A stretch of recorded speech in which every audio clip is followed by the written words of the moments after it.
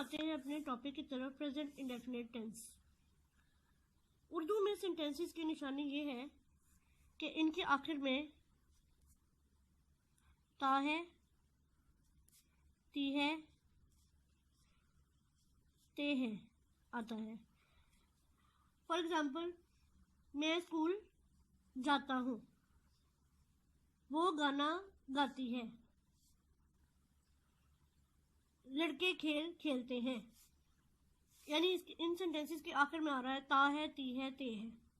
तो ये sentences present indefinite tense के अंडर आएंगे। इन सेंटेंसेस में जब हम इनको इंग्लिश में ट्रांसलेट करते हैं तो उनमें हेल्पिंग वर्ब कोई भी नहीं आता और first form of verb use होती है। इसके अलावा फर्स्ट फॉर्म के साथ एस या ईएस का इजाफा होता है।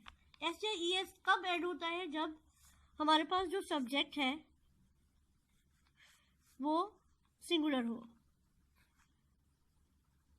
लाइक ही, शी, इट या कोई भी सिंगुलर नाउन। तो फिर हम फर्स्ट फॉर्म के साथ एस और ईएस ऐड कर देते हैं। देन हमारे पास फॉर्मूला, इस टेंस का हमारे पास फॉर्मूला ये बनता है subject plus verb first form plus S और ES plus object plus PMRT। PMRT का मतलब है प्लेस, मैनर, रीजन, टाइम। यानी जब हम एक सेंटेंस को लिखते हैं तो सब हमारी मेन चीजें हैं सब्जेक्ट, वर्ब, ऑब्जेक्ट। उसके अलावा प्लेस, मैनर और रीजन या टाइम का जिक्र आ रहा हो तो सेंटेंस के आखिर में चली जाती हैं चीजें। अब हम एग्जांपल्स ले लेते हैं कुछ सेंटेंसेस की। लाइक वो स्कूल जाता है, इसमें सब्जेक्ट है हमारे पास वो।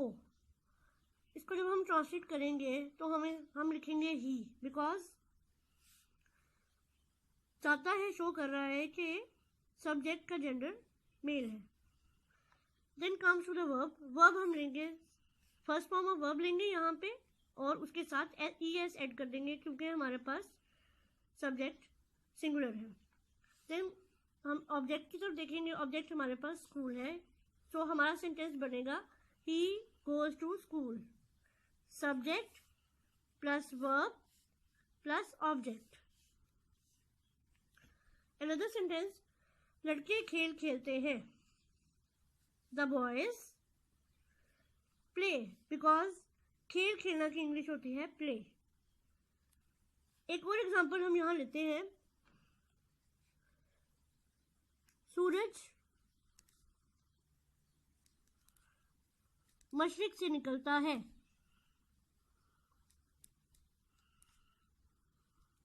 जब हम इसको ट्रांसलेट करेंगे तो हमारे पास सब्जेक्ट है सूरज, द सन। वर्ब हमारे पास है निकलता है। सूरज मशरिक से निकलता है, इसकी हम जब ट्रांसलेशन करेंगे तो हमारे पास आएगा वर्ब आएगा राइजेस। सूरज का निकलना राइज होता है। राइजेस हम क्यों लगाएंगे? क्योंकि हमारा सब्जेक्ट सिंगुलर है। ऑब्जेक्ट हमारे पास है मशरिक, the sun rises in the east. ये हो गए हमारे पास सिंपल सेंटेंसेस। जब प्रेजेंट इंडेफिनिट के सिंपल सेंटेंसेस हमारे पास आते हैं, एफर्मेटिव सेंटेंसेस जिसमें सिंपली एक स्टेटमेंट दी जाती है, पॉजिटिव स्टेटमेंट, तो उन्हें हम ऐसे ट्रांसलेट करते हैं। अब हम आ जाते हैं नेगेटिव सेंटेंसेस की तरफ। नेगेटिव सेंटेंसेस को बनाने का फॉर्मूला है हमारे पास सब्जेक्ट प्लस डू नॉट और does not plus first form of verb plus object. अब यहाँ हमारे पास दो नए लफ्ज हैं, डू नॉट और डज नॉट। ये बेसिकली हमारे पास हेल्पिंग वर्ब्स हैं। याद रखिएगा कि जब हम एफर्मेटिव सेंटेंसेस बना रहे थे, सिंपल सेंटेंसेस को ट्रांसलेट कर रहे थे, तो हमारे पास कोई भी हेल्पिंग वर्ब नहीं था। लेकिन जब हम नेगेटिव सेंटेंसेस की तरफ आए हैं तो हमारे पास दो हेल्पिंग वर्ब्स हैं, डू नॉट और डज नॉट।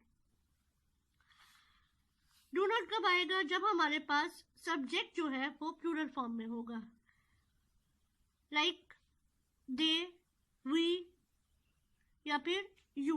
जब हम यू यानी सेकंड पर्सन को हम लाएंगे तब भी हमारे पास डू नॉट हम यूज करेंगे।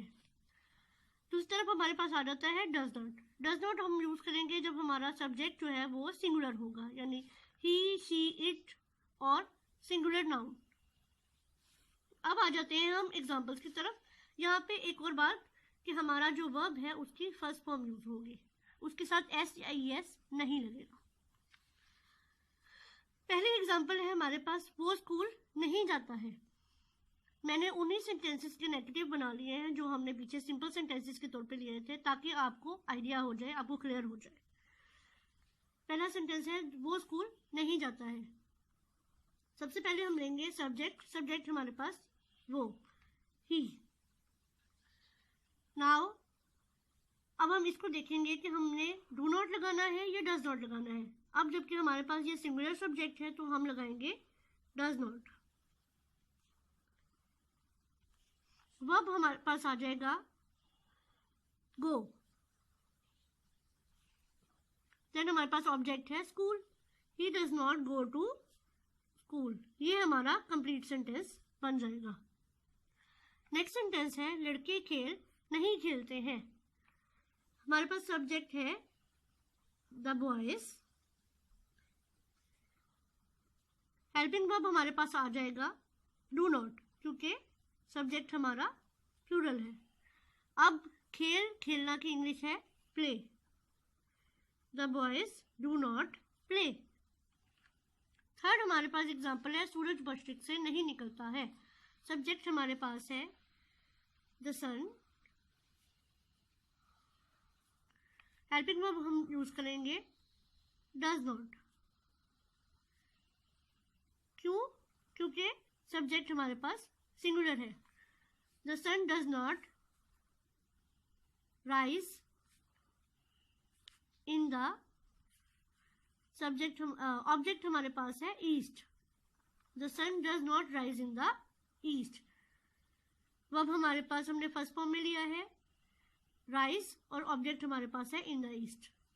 तो ये हमारा सेंटेंस कंप्लीट हो गया। तो हम आ जाते हैं अपने इंट्रोगेटिव सेंटेंसेस की तरफ। यहाँ पे हम फॉर्मूला देखेंगे कि डू और डज हम सेंटेंस के शुरू में ले आते हैं। उसके बाद हमारा आता है subject plus first form of verb and then object. जो हमने शुरू में डिस्कस किया था कि सेंटेंस के एंड पे PMRT आता है, तो वो रूल यहाँ पे भी चलेगा, नेगेटिव सेंटेंसेस में भी चलेगा और इंट्रोगेटिव सेंटेंसेस में भी चलेगा कि PMRT हमेशा सेंटेंस के एंड पे आते हैं। अब हम आ जाते हैं अपनी पहली एग्जांपल की तरफ। क्या वो स्कूल जाता है? फॉर्मूले की तरफ देखेंगे तो हमारे पास डज आ जाएगा सबसे पहले, क्योंकि सब्जेक्ट जो था वो सिंगुलर था। Does he, first form of verb go to school. Then second example हमारे पास है क्या लड़के खेल खेलते हैं। लड़के प्लूरल है, इस वजह से हम लिखेंगे डू द बॉयज प्ले।